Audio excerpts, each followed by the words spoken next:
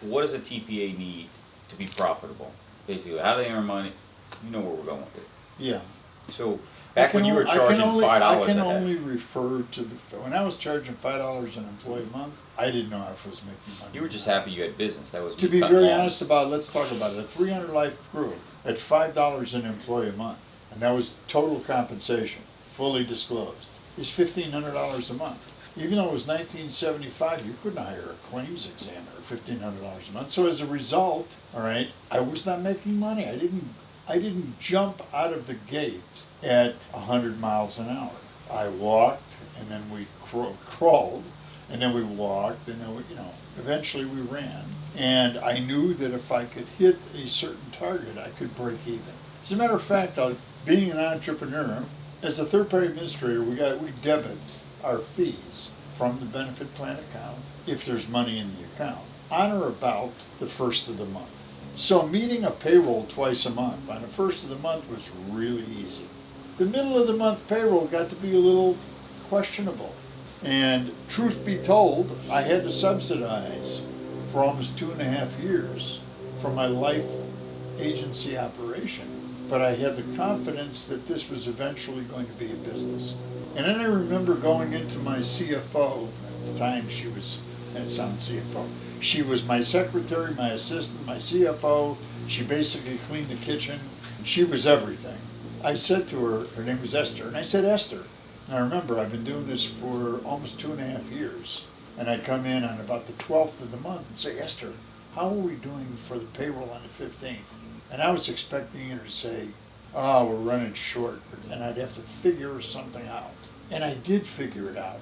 And if you ask me how, I can't really tell you, but I didn't steal any money. I figured it out. And then about 2.5 years into it, I went in, it was about 12, 13, I said, how are we doing? And she said, fine. And I said, what? She said, fine. I said, we can cover payroll? Yeah. I'd lie to you if I didn't say I was let down a little bit. I've been just so used to figuring out creative ways to make this thing work and going into my assets and then all of a sudden it was like the business is in a different stage now. It doesn't need me in the same way. But let's talk about what's a reasonable ROI. Remember, a TPA is a service company. A lot of payroll, between 50 and 60 to 65% is all payroll expense. Leaving, 35 to 50% to cover technology and equipment and all the other things that are involved in a business.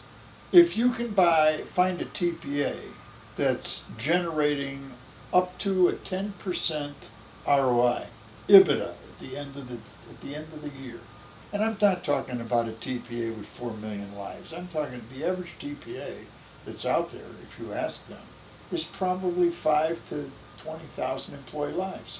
We're now about 45, I think, or 50,000 employee lives. Members close to 100,000. Not really 2 to 1 anymore. About 80,000. Now as we are now part of the 90-degree benefit group, we're actually, we pay well over $1 billion a year in claims as a group, and we have almost about 170,000 employee lives under administration. But let's go back, it's now 2002, 2003, and we have professional societies. We have the Self-Insurance Institute of America, we have the Society of Professional Benefit Administrators at the time. And that's where we all got together to try and learn from each other without spilling each other's secrets. You didn't want to give away the secret sauce, but you wanted to find out what secret sauce was working for others. There was a gentleman who started a service for TPAs and said, I'm going to send you a questionnaire because your fellow TPAs and your competition isn't going to tell you this. But if they tell it to me and you fill out the survey, I'm going to aggregate the data and get it back to you in a meaningful way so you'll have an idea of standards and benchmarks in our industry. So they asked questions, and asked questions about sources of revenue. Obvious one is a monthly administration fee. Another source of revenue was commission on stop loss way back then, because there were many stop loss carriers built in 15% commission. The broker received 10 and the TPA got 5. And remember, that didn't have to be disclosed because it was a policy owned by the employer, paid for by, not out of plan Sure. assets. So this is in the 90s. Then there was rebates from pharmaceutical companies, from PBMs. Nobody really understood rebates or where they came from. It was like manna from heaven, but you got a check, a quarterly check, if you accepted rebates. Some loaded the PPO access fee. There was a TPA, and I can't mention because he's a competitor of mine.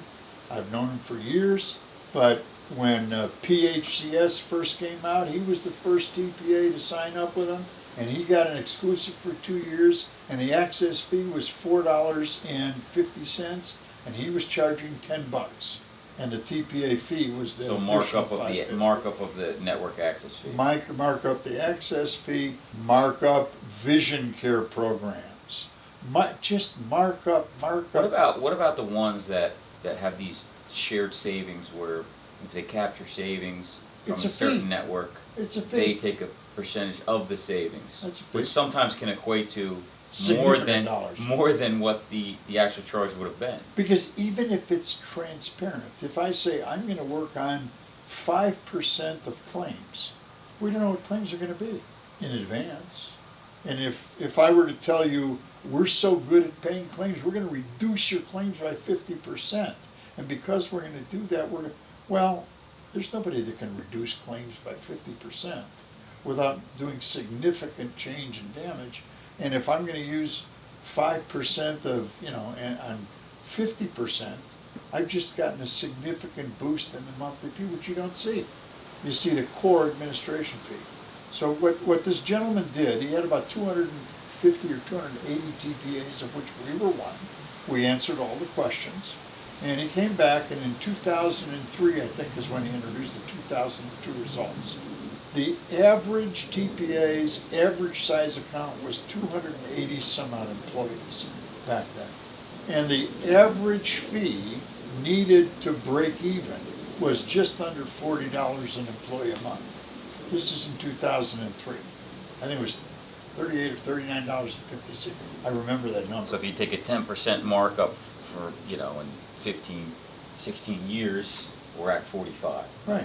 So the bottom 44, line is, and that's a 280 life group. It has to go up for a smaller group, Sure. and it goes down for a larger And that's group. strictly administration. That's none of the other Well, that's stuff. the TPA revenue Yep. from all sources. That's not network access fee. That's not. Well, that's the UR, load on CR, the network access fee if there Yeah. is one. But it's not the cost of the network No, access no, fee. no, So that's- it's understanding that's it. it Right. is because the Buka will come out at 35 with network in it. Different story. Well, because we bought our software system vendor in 2002, had the opportunity to buy the company. So we have a software company, it's a claims adjudication company. We stopped supporting other users in 2010 because we wanted to concentrate on our core business. We weren't a software vendor. But with that system, it gave us the ability to work with Taft-Hartley plans who were users of the system. And in 2003 or 2004, Blue Cross of Illinois allowed self-funded, self-administered unions and employers to access the Blue Cross network because their management said, we're never going to get those people as clients. They're self-insured and self-administered, but we could make revenue off them significant if we could let them access our network. So in order to access the network, their requirement was that your software system had to talk to their repricing engine. So we had a large 100 and some odd thousand member union in Lombard, Illinois, called Lineco. And they were approached by Illinois Blues, which is also in Texas and New Mexico and Oklahoma. And they said, we want your software company, the one we own, to build a bridge. They're going to pay for it. The software we sold them was $750,000 for the license. To get to build the bridge, we charged them $1.25 million and didn't make any money on it. Not being a software guy, I could not understand it. How can I buy a car for $750,000 and then spend $1.25 million modifying it? It didn't make sense to me. But hey, they did save $1 million a month on the average for each month compared to their prior PPO once we went live. So we had the repricing numbers for Blue Cross on our, we still do, it's antiquated now, on our system. What we found is that on the average, between a good commercial PPO and a net Blue Cross network, the difference is less than 4%. In other words, if you look at the deviation, you say, wait a second, all right, they're 20% here, but they're 14% lower here and there. Collectively, and you look at the, it's a 4% benefit versus versus any commercial PPO. Yeah. Blues have the best contracts. Now, that doesn't mean they adjudicate claims. That just means that the contracts overall run about 3 to 4% lower than the rest of the PPO. When you stack them, you stack them up. With, put them on a no spreadsheet. no risk management, no proper claims adjudication, price versus price. It's Right. kind of like the PBM industry where it's like, yeah, we get better pricing, but we don't manage the farm. Correct. Same thing. So we move forward with that software system, and for until 2010, when we stopped servicing the employers, we were up to date and we could measure those differences. But now let's talk about how much money does a Blues company at the time make on their network. Blue Cross of Illinois charged nothing on physician professional claims, but they charged 13.5% of billed charges on facility claims. Now, what does that equate to? Well, back then it was roughly 50-50.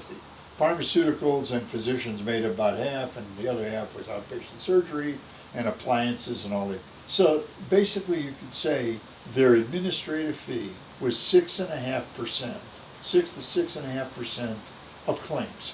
So if you had a group, an average cost was $10,000 per employee per year. So 100 employees would generate $1 million of claims cost in that example. And they were making an excess fee of $65,000 on a 100 life case. Pretty good margin. So they could say our administrative fees $12 an employee, $5 an employee a month. They were making 60 to 65 bucks on the other side. And by the way, that's not an administrative expense, that's a claims expense. Is it If you buy that story, it's a claims expense. To me, a claims expense is what goes out to pay providers. We had a conversation with a broker, with an employer, just as early as yesterday, and he wanted to argue because the fees were higher. He didn't want the RVP vendor fee built in as a fixed cost. He said that's a claims expense. You can't put it in the fixed side. Okay, so but it's still an expense. Because we broke it down as a PEPM, and he didn't like that. Yeah. When you've seen fees, you'll see some TPAs will do. They still and do. I think a percentage I of think, this, listen, you can go back and forth, you can argue. I'm not here about individual TPAs. Some are probably greedy and build the model, or build the model, compete with the ASO because it's hard to compete against them. To come in with a fee and now sell it as a broker, as an administrator, it's difficult. So if you're not making it 65 in an 100 life case, if you're not making 60 bucks on giving people access to a network, then you're never going to be able to. So they've got to play the game and hide it in other revenue streams because it's what the market's forced you to do. To make they a sale. have to hide it, but let's flip to what I said earlier. They have to disclose it. At some point, it's supposed to be disclosed. The penalty for non-disclosure, aside from being criminal, which means jail time, the penalty is you must refund 100% of what you receive from the plan and pay a 125% excise tax penalty to the federal government. So if you were compensated $100,000, you refund $100,000 to the plan and you pay a $125,000 penalty to the government. Probably non-tax deductible. Oh, it's not. It's pretty crazy. In all my years, people talk about discrimination and talk about, my gosh, what if my health plan is discriminatory? I can't mention the name of the employer, but we had an employer who had a self-funded plan. His son was not working for the company, except he was an attorney, so he did some legal work for him. Son got into an accident, and we're the TPA, and he's a good account and a nice guy. But he made enough money, he wanted to save as much money as he could, so he said, I want you to pay 100% of the claims that come through on my son's accident. It was in violation of the plan document. This is where employers will make exceptions that are. It's an exception, right. It was for his son. And it was about $65,000 of exceptions. Now, 99.9% of the time, he would never have gotten caught. But later down the road, 2 or 3 years later, some employee had a gripe with the plan, some kind of beef, and they sent a letter to DOL. DOL sends in an investigator. What do? They ask for random claims. They come to our office because we have the claims files, and we bury them in an office in the back someplace. They say, I want this file, this file. And the first thing they ask for is files of family members of owners of the company. And they discovered a $60,000. Now, what is the potential penalty there? Well, first of all, this employer, thank God, had no problem putting the $60,000 back into the trust, and he didn't mind paying the excise tax. They could have denied the deductibility of all employer expenditures to the plan, basically disqualified the plan as being tax exempt. The reason we have two very well-trained attorneys on our staff is not to protect us. Knock on wood, I have had, in the 45 years I've been in business, I can count on less than one hand the number of lawsuits filed against us that we've had to defend. And in a very litigious environment, I'm very proud of that. Yeah, I'm in business not that many years, and I've been in the legal system loves to sue, so Yeah. it's pretty good. What we do is we document. When an employer says, I want to make an exception, we explain to them what the exception The risk, is. yep. We explain, and we ask them to sign that they acknowledge that they received the information and they want us to do it anyway. We keep it buried in the file, only for our eyes, because you've got to do that. Otherwise, we don't make enough money to be sued and defend ourselves. We don't have a legal defense fee built into our budget as a TPA. Can't afford to do it. So if you've seen one TPA, you've basically seen one TPA. You So should ask. I'm a broker. I've got business with a TPA. I've got business with an ASO. We've seen a lot of challenges with brokers coming to me and they're in hell or high water here. So they don't get into it, or at least they're aware of it. What questions should they be asking to the administrator? Are they making revenue here? Is the PBM hiding revenue that they're using? They can even ask the PBM this type of stuff. What are the questions they have?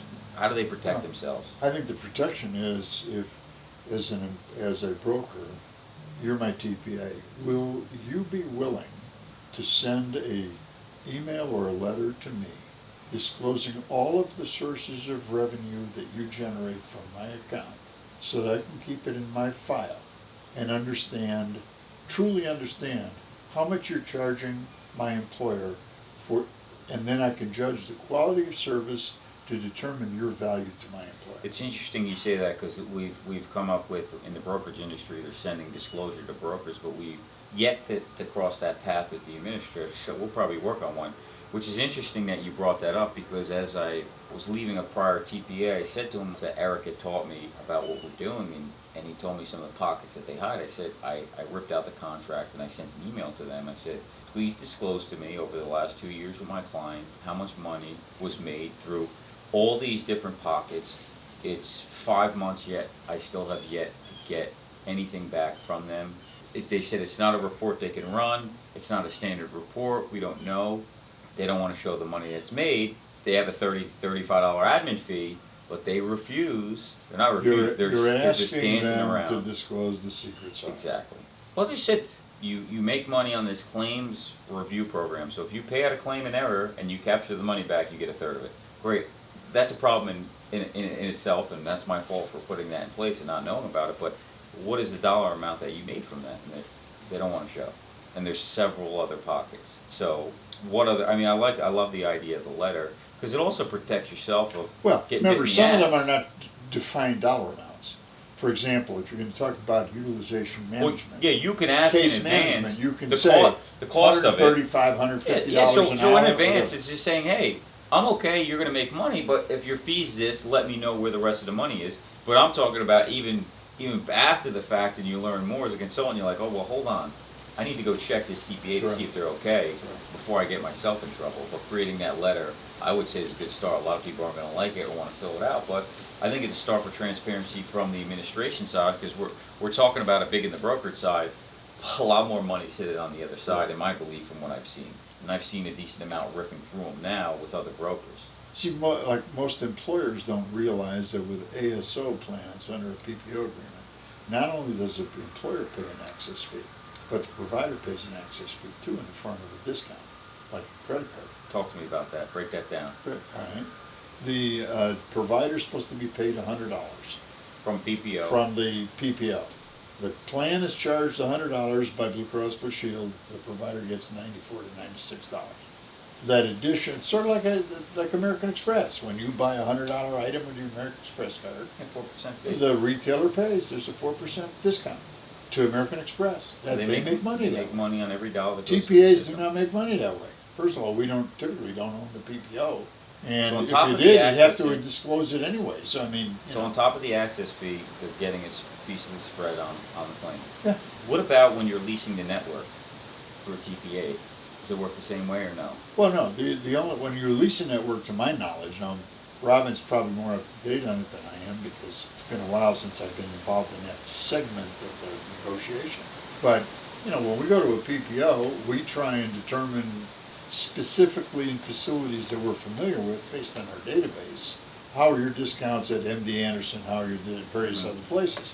But they'll just simply say to us, the access fee is this. Yeah.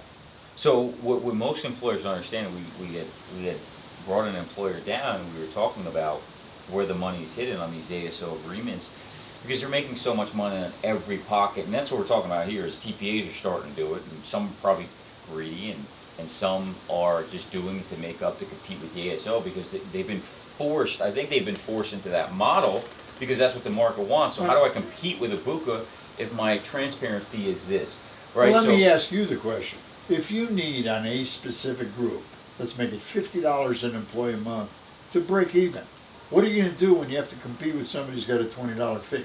How do you You do got to that? sell the value. Well, I always say. Well, no, well, I'm talking about, I forget value for a minute. How do you compete? You can't. 20s, Well, I 20s, can only 50s, compete 50s, so the you've same got way to as this. hide 30 or I more. compete on outcomes, not activity, right? So I'm going to deliver, the cost of everything, the price of everything but the cost of nothing, as Craig would say.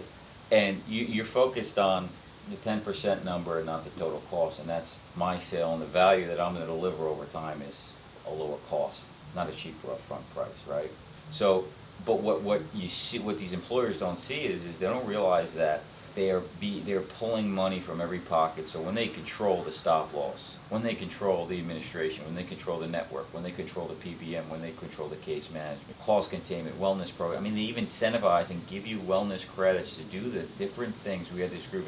They incentivize the employees, give you a $50,000 wellness fund, which of course you already pay for. Yeah. And then they incentivize your members to do different things that drive up the cost of claims. And these employers think and believe, typically because it's the broker's fault, that these are the right things to do, yet their claims spike every year and continue to go up. It's a phenomenal business model. Oh, yeah, we like things that are comfortable and touchy-feely, and wellness thing is a touchy-feely. How can you Sounds argue great. against Yeah, wellness? yeah. How could you argue against it? Yeah. Which leads me to, you're dealing with a publicly traded company. A lot of people talk in the market. Talk to me about, you had mentioned there being mutual companies, like with life insurance. I've got mutually owned companies, which is by their policy holders, and that's how they were in the past and how it converted over. Talk to me a little bit about that. Well, that's what enabled me to get in 2007, and I say me, it was Robin and I and Texas Association of Benefit Administrators. We had been lobbying at the state legislature for some form of transparency for 3 years. It started with a white paper Hobson and I wrote in 2001, 2002. We pulled one section out of it and said that an employer is entitled to know where their money's going. If I'm going to say I sent XYZ insurance company $1 million, what'd you do with the money? Don't just tell me you got a 28% rate increase. What happened to my $1 million? Why am I not entitled to know that? Because, and I didn't invent that. Mass Mutual was a mutual company. All groups over 50 employees, and I started. And until the Hmo Act was passed in 1973, which changed everything, all employers got a record of, we called it a record of operations. It was a P&L. When we went in as a Mass Mutual representative to present your renewal to this 500,000, I had Trans World Airlines, it was a big account. Howard Hughes. Right. Howard Hughes. Great Howard Hughes. You'd sit down and you'd say, here's the first 10 months of operations of your plan. The premium you paid was $10,240,000. It was rounded to the dollar. And then we broke down claims as follows. As of the end of the accounting period, through the 10 months, here's the claims that were paid. Here's the pending claims reserve set aside, because there's a delay in payment of claims. The claim became the responsibility of the plan at the time that you incurred the claim. You went to the doctor. But the plan may not have seen it for 60 days. It still existed and it's still an expense of the plan. It just hasn't been paid. It's accrual accounting. So here's your pending claims reserve. Here's the incurred but not reported claims reserve. Pending claims are claims that are in-house. We know about them, we just haven't adjudicated them yet. Incurred but not reported claims, the famous IBNR, incurred but not reported, is a reserve established as a percentage of the paid claims. So typically it was about 40% of paid claims. So if you had paid claims of $1 million, they assumed that you had IBNR out there of about $400,000. Okay. We'd accounted for every penny on your specific account, not on the global business. Then there was a pooling charge, which today in self-funding we call stop loss.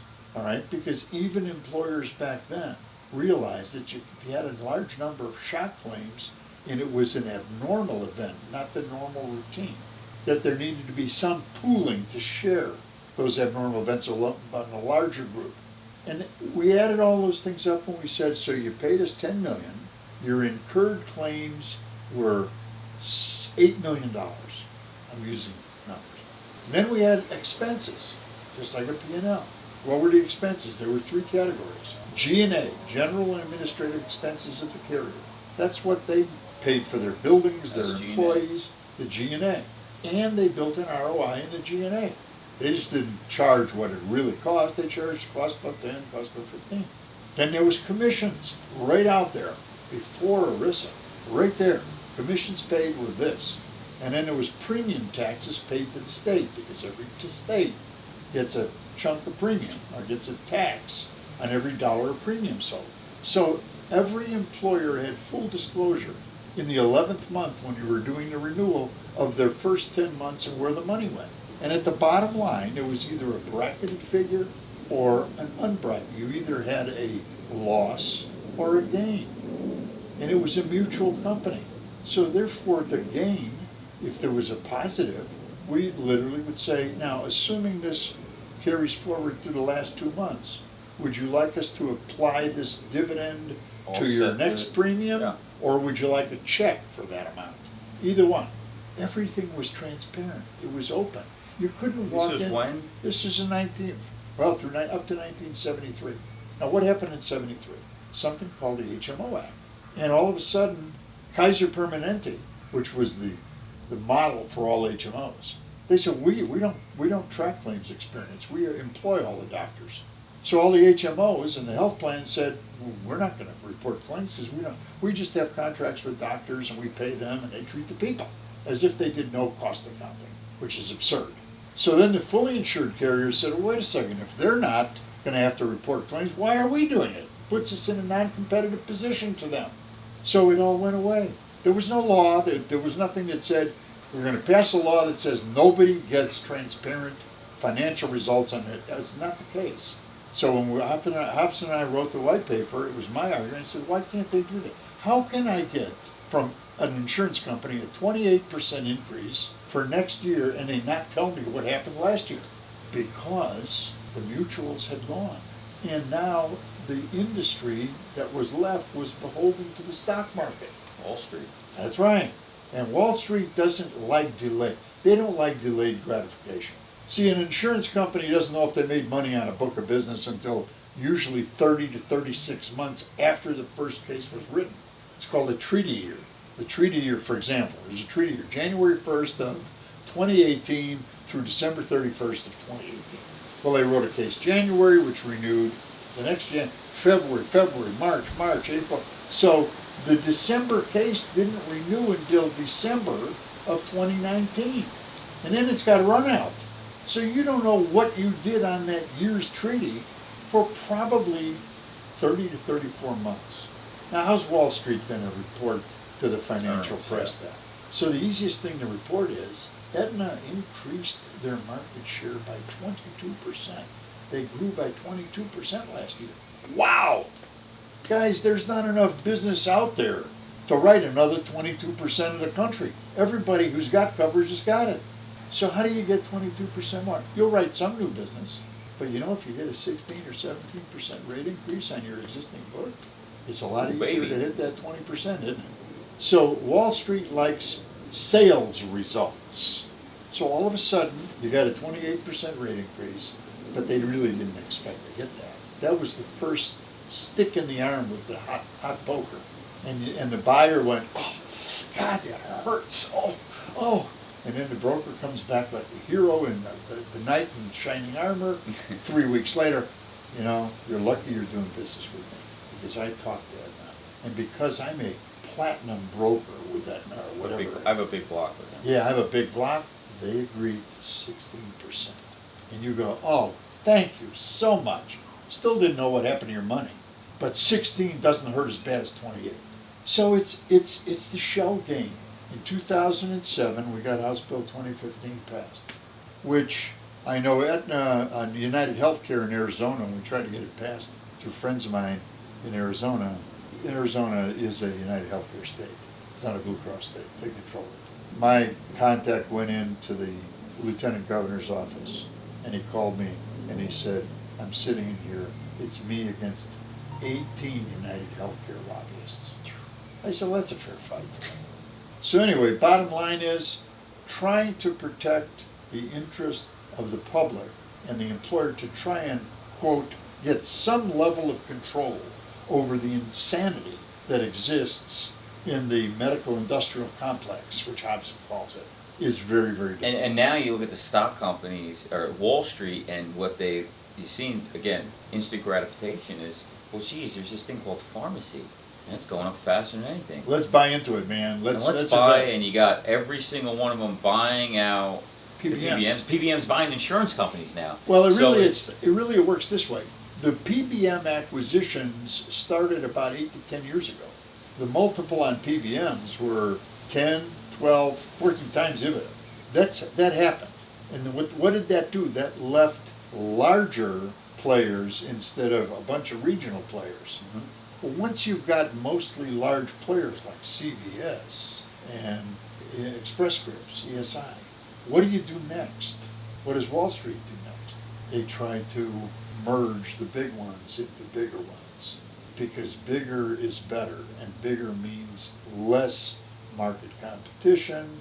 You border on we see it all over on the TPA industry, the carrier industry, the PBM, the brokerage industry. Less competition, bad for the end consumer. Yeah. So a lot of people out there, you've got the brokerage industry, a lot of people are fighting, coming to the table, and Big Talk Online is trying to fix this healthcare problem, and we're in 2019, nobody's figured it out. We think we do. We think that transparency, we think all these things that are out there and new are going to fix it. And my thought when I have this question come up in seminars, and it's not a popular answer, what I say to them is, I don't think it's going to happen anytime soon. I think human behavior and the buying behavior of humans with respects to other things, I would argue, older people are going to use Amazon, buy things on the door, but I think when it comes to healthcare, their buying behavior is not going to change, and it's going to take 30 years till people that are older than me, even my age and a little bit younger, they're going to have to die. And the newer consumer of buying healthcare has to come in to change it before we see that shift. If we see the shift at all. What's your opinion on it? Well, I've learned that there really is no fix or solution to the healthcare pricing problem. There are side steps, there's different paths. We've got insatiable appetites as it relates to healthcare services. Everybody wants to live. We want to live as long as we can. We've proven that already. It's breaking Social Security because when Social Security was started, the average male, and actually they broke it down into white male and non-white males, had a life expectancy of 61. Females had a life expectancy of 65. But there weren't that many females in the workforce. You know why husbands die before their wives? They want to. But anyway, that's not exactly a good thing to put on. It's a little sexist.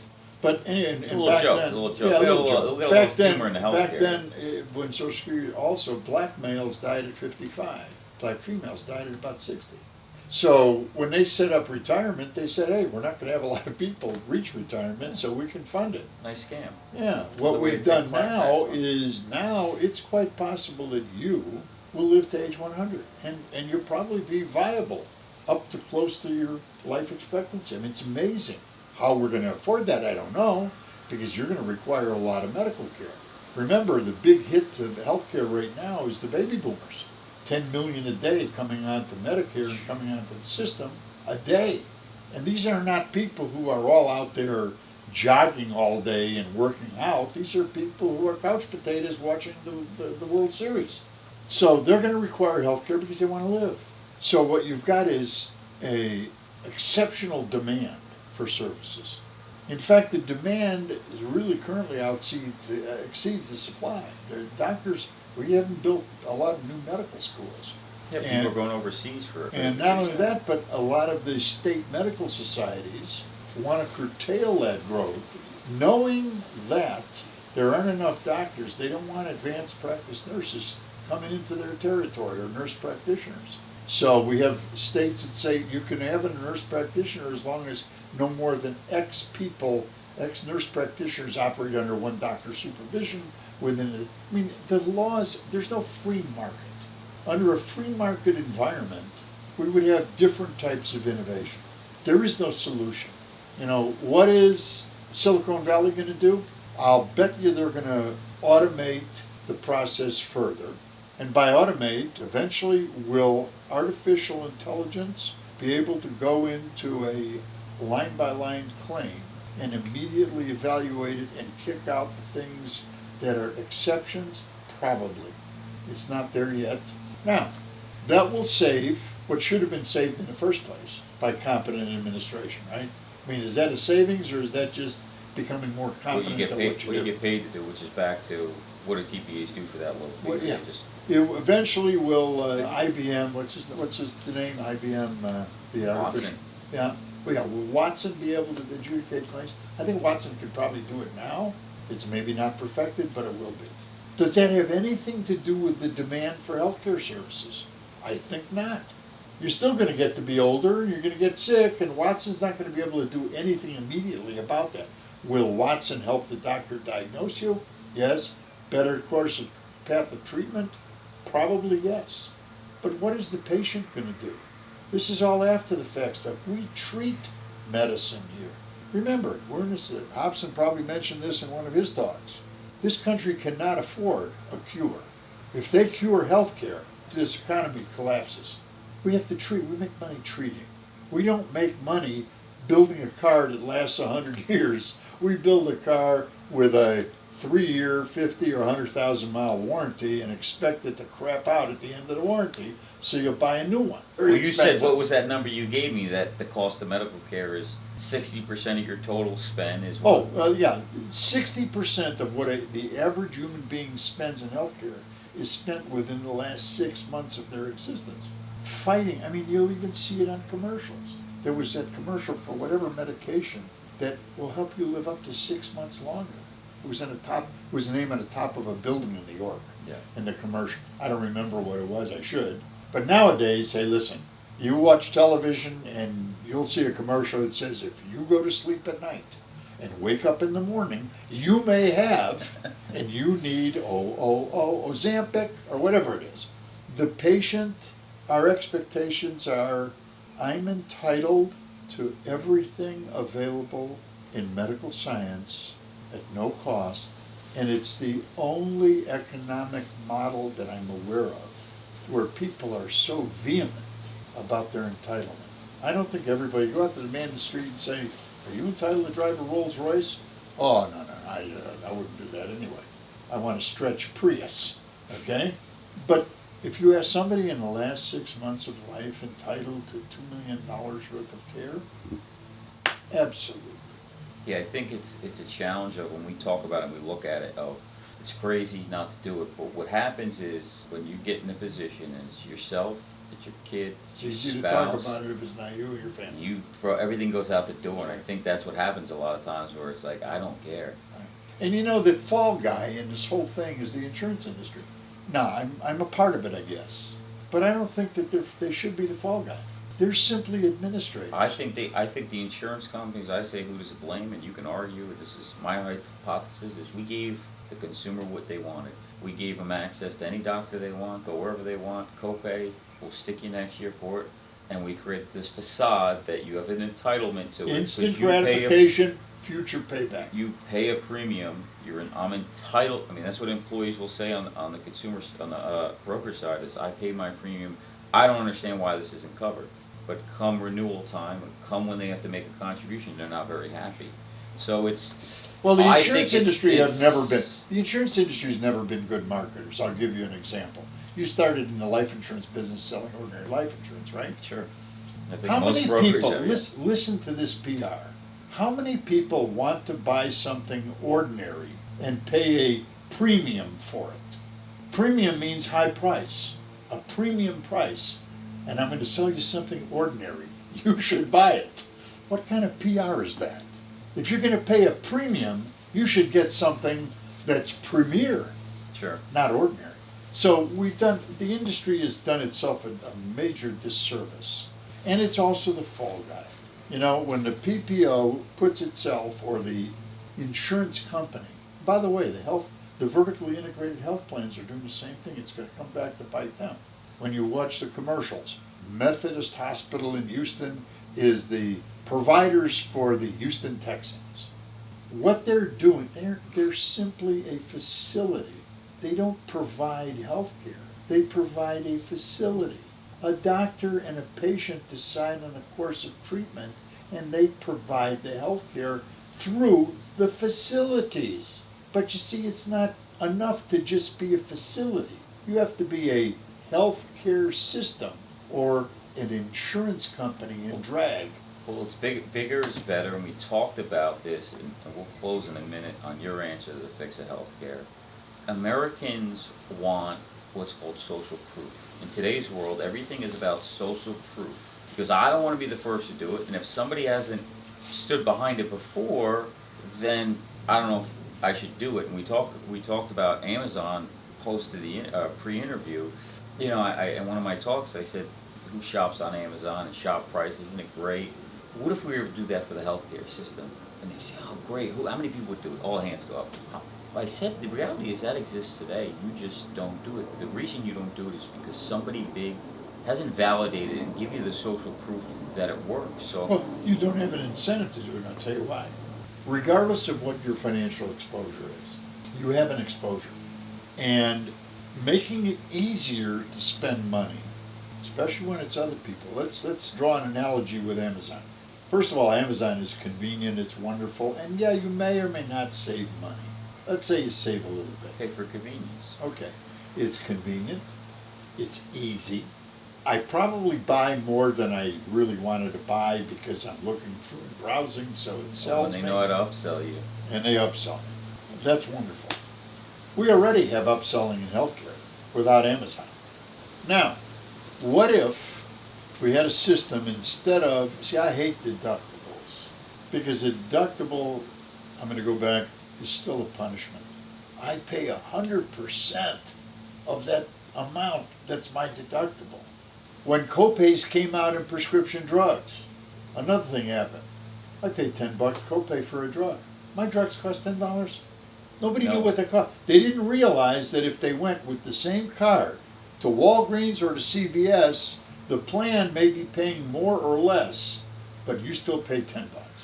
I'm wondering from a plan, forget family monthly deductibles and all these, what if all of a sudden we had a plan that said, you're responsible for 25% of all your medical expenses.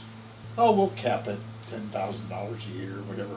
But Straight cone, sure. it's fine. straight 25%. I can't help but think that the impact on the marketplace would be phenomenal. Why? Because all of a sudden, I want to know what my 25% is. I don't want to know a $200 copay. If you're charging me $1,000, it's going to cost me $250. If you're charging me $10,000, it's going to cost me $2,500. How much are you going to charge? People are going to start asking questions. That's right. And when people ask questions, the dynamic's going to change. Because now it's not some do-gooders out there trying to lobby some people in Congress or whatever about it. It's a patient actually saying, I'm responsible for 25% of my bill. Whether it's a $50 bill or a $50,000 bill, all right, I'm capping it at 10 grand or whatever. What do you think would happen in the market? It would be interesting to find out. I've always wanted the opportunity to test it on a relatively large scale. But again, HR people aren't going to like it because it's noise. Providers initially aren't going to like it because they don't know what to charge. You know, what card do you? Now we don't know what's going to charge. That's right. So we start asking questions, but it's a great way to actually drive the consumerism, which they thought would happen on high deductible health plans, but it just didn't work. So anyway, there are great opportunities for, I'd wrap this up by saying there are great opportunities for significant change, recognizing there is no solution, ultimate solution. But I think we could make significant progress and change by keeping people economically responsible, like the family. They're going to ask questions, they're going to be more motivated to stay healthy, because all of a sudden, I got to build into my budget 20, 25, whatever percent of these costs are. How can I save myself so I can have another vacation instead of spending it at a provider? We don't do that now. I was the only employer. Our plan was a very simple plan, and I think it's worthy of discussion. We had a plan that I wanted my employees to know that for everything covered under the plan, if they could come up with $500 in any one month, their family was protected at 100% for the rest of that month. Not in perpetuity, for the rest of the month. And initially we started off traditionally with copays for doctors, and I said, well, I don't want to copay for a doctor visit. Here's what I'm going to do. I'm going to make this plan on the front end 50-50 the first $1,000 of covered medical expenses in any calendar month. Your drugs, everything, including your drug copays. We had a card, and there was a drug copay. But let's say the drug copay was $100. That was still an expense to your family, so the copay was a covered medical expense under our major medical. towards the monthly. Toward the monthly, toward the 100%. So I could guarantee my employees, if you can beg, borrow, or steal $500, if not, come see me. You got 100% coverage for that entire calendar month for you and your entire covered family. It worked. Hobson disagreed with me. They're going to abuse it. It worked better than my $100 family monthly deductible. Now, it's not a credible example. Sure. I only had maybe 160 members under the plan. We had it literally up through the last year since we became part of 90. But we had it for many. It worked great. And my employees, they griped. Hobson griped.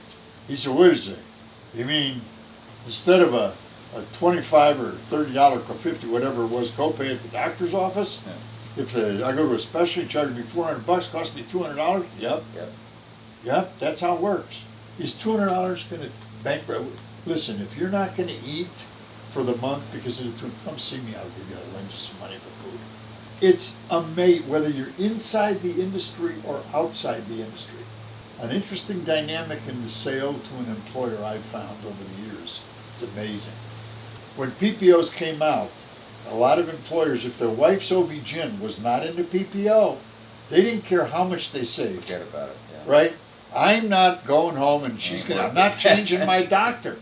But the plan will save you $150,000 a year on all your employees. Buy your wife a doctor. I can't do it. I don't care. So we're dealing with human behavior, we're dealing with economics, we're dealing with Entitlement. all of those factors. How do you bring all of those? That's the challenge. That's what I love and still love. Loved and still love about the opportunity in the healthcare sector, in the financing of healthcare services, the creativity you can bring to the table. We'll leave it there. Ed Jacobson, founder Intrust. Ed, thanks so much. There you go. We'll do it again. Heads Up Advisor. We'll see you on the next one.